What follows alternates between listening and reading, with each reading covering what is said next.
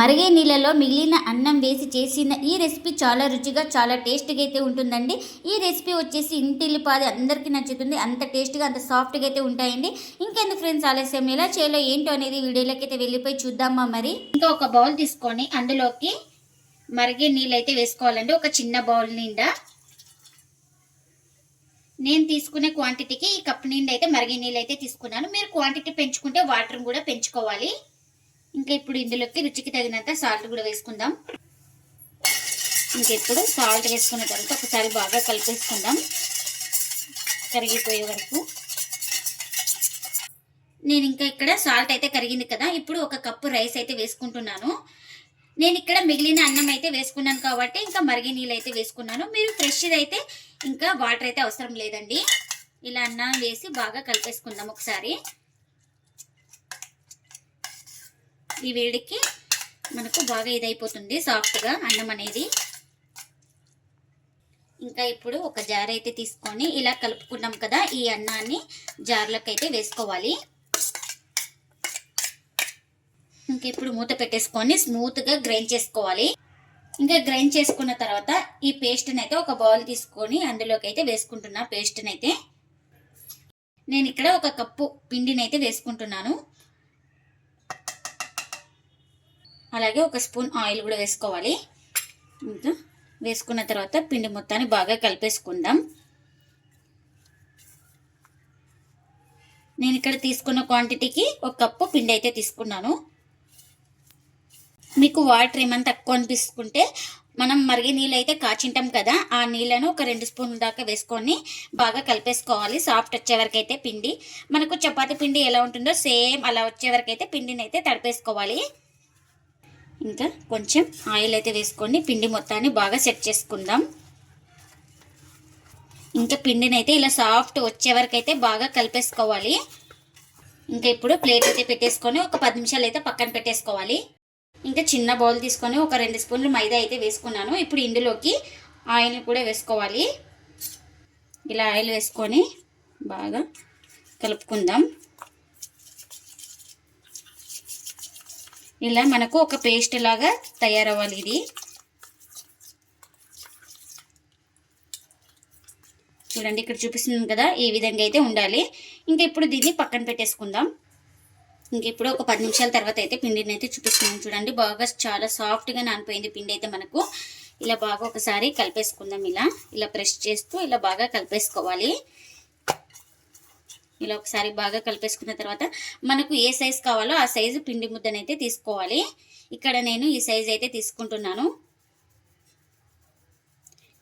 ఇలా పిండి ముద్దను తీసుకొని రౌండ్గా చుట్టేసుకోవాలి, ఎక్కడ క్రాక్స్ లేకుండా ఇలా. ఇంకా ఇప్పుడు ఒక ప్లేట్లోకి అయితే పెట్టేసుకుందాం. ఇంకా నేను తీసుకున్న పిండికి ఒక 5 పిండి ముద్దలు అయితే అయినాయండి. ఇంకా ఫస్ట్ మనం చేసే రోటి పీట మీద కానీ ఇలా బండ మీద కానీ కొంచెం ఆయిల్ అయితే అప్లై చేసుకోవాలి. మనం ఏ దాని మీద చేస్తామో ఇంకా దానిపైన ఆయిల్ అయితే అప్లై చేసుకొని ఒక పిండి ముద్దను తీసుకుందాం. ఇంకా ఇప్పుడు కర్రకు కూడా కొంచెం ఆయిల్ అయితే అప్లై చేసుకొని ఇంకా రుద్దేసుకుందాము ఈ రోటీని అయితే.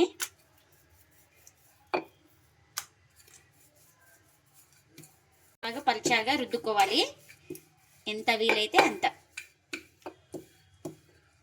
ఇంకా ఇక్కడ చూడండి, ఈ విధంగా అయితే రుద్దేసుకున్నాను. ఇంకా మనం ముందుగానే పేస్ట్ అయితే రెడీ చేసుకున్నాం కదా, ఆ పేస్ట్ని కొంచెం ఈ రోటి పైన అయితే వేసుకొని ఇలా మొత్తం అప్లై చేసుకోవాలి.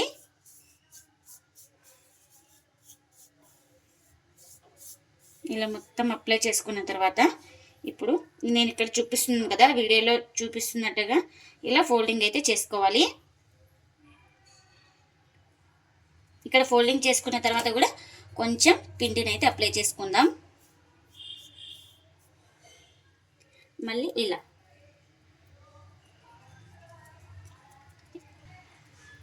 ఇక్కడ చూపిస్తున్నాం కదా, ఈ విధంగా అయితే ఫోల్డింగ్ అయితే చేసుకోవాలి.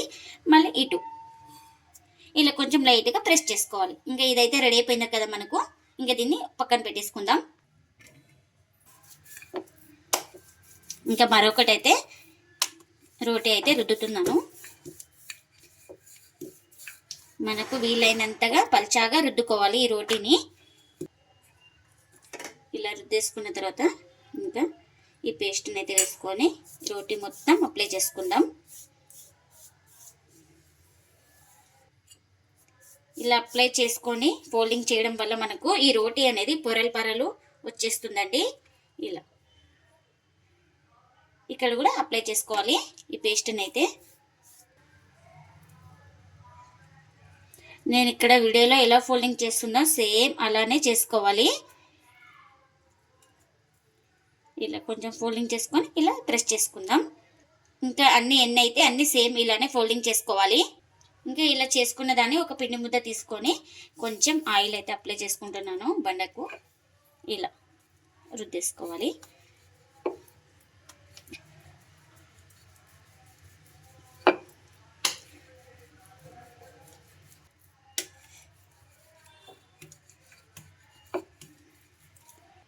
ఇంకా ఈ విధంగా రుద్దేసుకున్నాం కదా, ఇంకా దీన్ని ఒక ప్లేట్లోకి అయితే తీసుకుందాం. ఇలా ఇంకా మరొకటి అయితే చూపిస్తున్నాను. మరొక పిండి ముద్దను తీసుకొని ఇలా రుద్దుకోవాలి.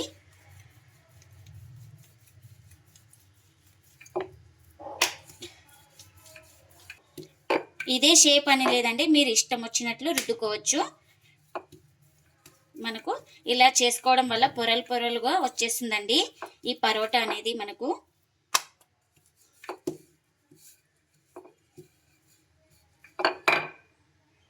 అన్నీ ఇలానే రుద్దుకోవాలి. ఇంకా రోటీ కాల్చుకోవడానికి పెన్నం కూడా పెట్టేసుకున్నాను. పెన్నం కూడా హీట్ అయింది మనకు.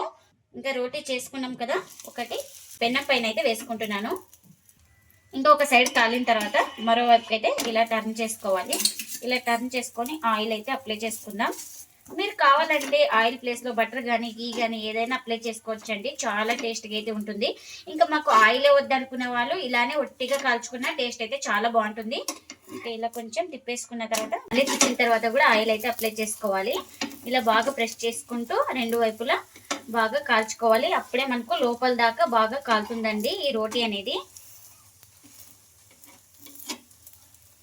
చూడండి మనకు రోటీ అయితే ఎలా పొంగుతుందో. చూడండి ఎలా పొంగుతుందో రోటీ అనేది. ఇంకా అటు ఇటు తిప్పుకుంటూ బాగా కాల్చుకున్నాను. ఇదైతే రెడీ అయిపోయింది మనకు. ఇంకా ఇప్పుడు ఒక ప్లేట్లోకి అయితే తీసుకుంటున్నా.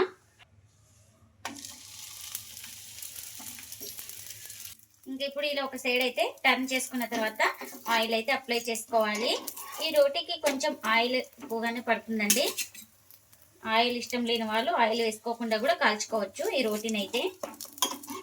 ఇంకా అటు ఇటు తిప్పుకుంటూ రెండు వైపులా బాగా కాల్చుకోవాలి. ఇలా చూడండి ఎలా పొంగుతుందో మనకు రోటీ అయితే. ఇంకా ఇది కూడా రెడీ అయిపోయింది. ఇంకా దీన్ని కూడా ప్లేట్లోకి అయితే తీసుకుంటున్నా. ఇంకా ఎన్ని అయితే అన్ని ఇలానే చేసుకోవాలి. ఇంకా మిగిలిన అన్నంతో చేసుకున్న పరోటాలు అయితే రెడీ అయిపోయినాయండి. ఇంకా ప్లేట్లకి అయితే సర్వ్ చేస్తున్నా. మనం ఎప్పుడు మిగిలిన అన్నంతో పులిహోర లెమన్ రైస్ చేసుకుంటున్నాం కదా, అలా కాకుండా ఒకసారి మిగిలిన అన్నంతో ఇలా పరోటాలు చేసుకోండి. చాలా టేస్ట్గా చాలా సాఫ్ట్గా అయితే ఉంటాయండి. మనకు పొరలుగా వస్తాయండి ఈ పరోటాలు అయితే. ఈ పరోటాలు వచ్చేసి పిల్లల నుంచి పెద్దల వరకు అయితే చాలా ఇష్టంగా తింటారండి. అంత టేస్ట్గా అయితే ఉంటాయండి. ఇంకా దీన్ని వెజ్తో కానీ నాన్ వెజ్తో కానీ సర్వ్ చేసుకుంటే చాలా టేస్ట్గా అయితే ఉంటుందండి. నేను ఇక్కడ దోసకాయ కర్రీ అయితే చేసుకున్నాను కాబట్టి ఇంకా ఇదే సర్వ్ చేసుకున్నా. ఇంకా మీకు చూపిస్తాను చూడండి ఎలా వచ్చిందో. మనకు చాలా సాఫ్ట్గా 24 hours కూడా చాలా సాఫ్ట్గా ఉంటాయండి ఈ రోటీలు అయితే. చూడండి ఎంత పొరలుగా వచ్చిందో, ఎంత బాగా వచ్చిందో. ఎక్కడ పిండి లేకుండా చాలా బాగా వచ్చిందండి మనకు పరోటా అయితే.